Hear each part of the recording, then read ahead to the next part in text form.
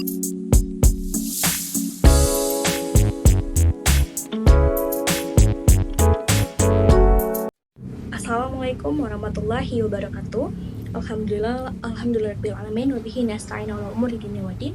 Wassalatu wassalamu ala asyrofil anbiya'i wal mursalin wa ala alihi washabihi ajmain amma ba'du. Alhamdulillah, segala puji hanya bagi Allah Subhanahu wa taala yang telah memberikan kita kesempatan untuk dapat menyaksikan video program saya pada saat ini. Salawat serta salam tak lupa juga kita haturkan kepada junjungan kita Nabi Muhammad SAW yang telah membawa kita dari zaman kegelapan menuju zaman yang penuh dengan cahaya keimanan seperti saat ini. Teman-teman, bagaimana nih kabarnya kalian semua? Nah, semoga selalu dalam keadaan sehat ya teman-teman.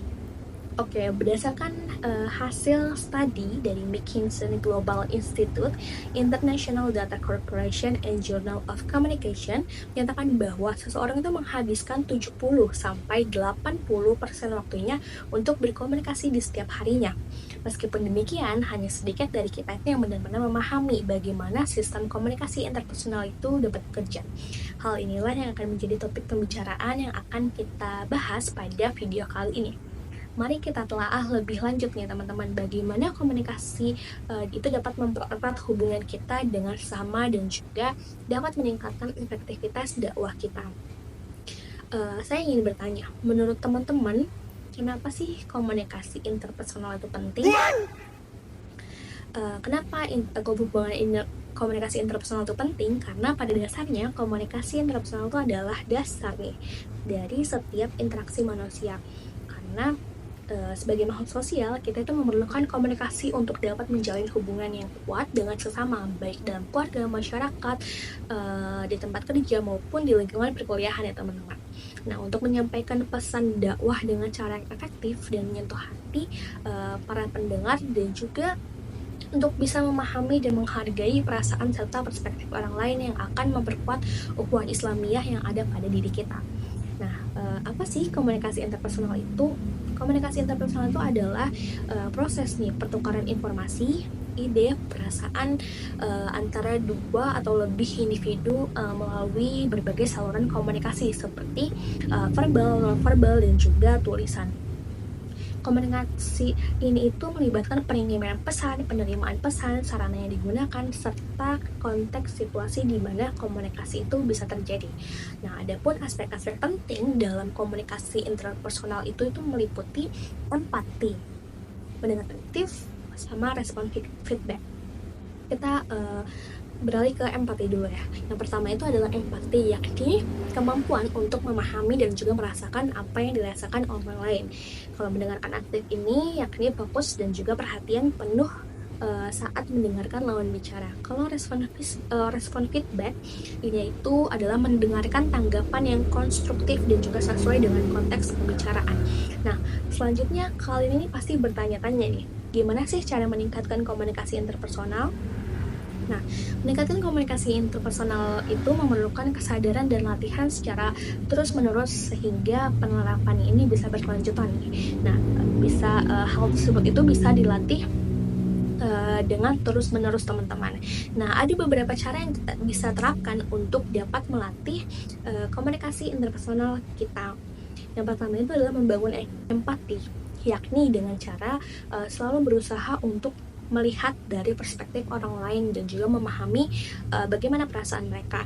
Yang kedua itu adalah mendengarkan aktif, yakni tak hanya mendengarkan kata-kata tetapi juga memahami maksud dan juga emosi di balik kata-kata tersebut. Menunjukkan perhatian melalui kontak mata dan juga bahasa tubuh yang terbuka gitu.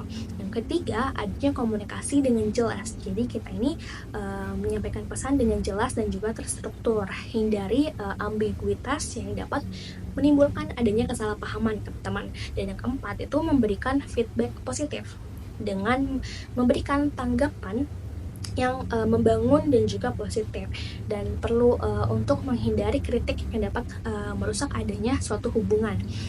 Menggunakan yang kelima ini adalah menggunakan bahasa tubuh yang tepat, yakni adanya bahasa tubuh itu harus selaras dengan kata-kata yang kita ucapkan sehingga pesan yang kita sampaikan itu bisa lebih dipercaya oleh lawan bicara kita gitu. Lalu apa sih yang akan terjadi jika komunikasi interpersonal ini itu tidak berjalan secara efektif? Nah, Jika komunikasi interpersonal tidak efektif, banyak hal negatif nih teman-teman yang bisa terjadi. Seperti yang pertama itu adalah menimbulkan kesalahpahaman, yakni pesan yang disampaikan dapat disalahartikan sehingga bisa menyebabkan konflik dan juga ketegangan. Yang kedua ini bisa terdapat hubungan yang rusak, di mana hubungan yang kurang komunikasi itu tuh dapat menjadi renggang dan tidak harmonis.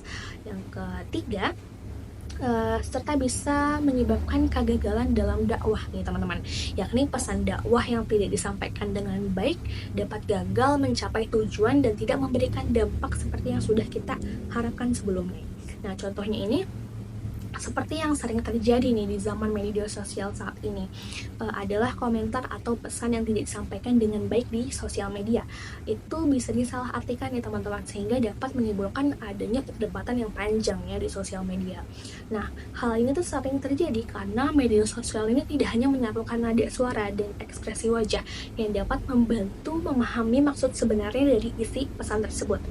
Jadinya orang-orang itu bisa membaca komentar dengan nadanya masing-masing menurut persepsinya. Nah, mungkin di keseharian orang ini tuh udah capek adanya gejolak emosi yang tidak stabil, sehingga bisa membaca komentar tersebut, komentar yang disampaikan ini dengan nada yang kesal atau marah, yang hal ini tuh bisa menyebabkan konflik. Nah, berbeda dengan orang yang emosinya pada saat itu sedang stabil, dia itu membaca membaca komentar ini dengan nada yang tenang, sehingga komentar yang kita sampaikan ini dapat diterima dengan baik. Nah, maka dari itu saya mengajak teman-teman sekalian untuk bisa lebih memahami dan juga menerapkan teori komunikasi dalam sistem komunikasi interpersonal ini, sehingga kita dapat memperbaiki cara kita dalam berinteraksi dengan orang lain dan juga menyampaikan pesan-pesan yang ingin kita sampaikan dengan lebih efektif lagi. Semoga Allah Subhanahu wa Ta'ala senantiasa selalu memberikan kita kemampuan untuk berkomunikasi dengan baik dan bermanfaat bagi sesama. Amin amin ya rabbal alamin. Perlu diingat bahwa komunikasi yang efektif itu adalah kunci untuk membangun hubungan yang kuat. Saya Dina Fitian, kurang lebihnya mohon maaf. Wassalamualaikum warahmatullahi wabarakatuh.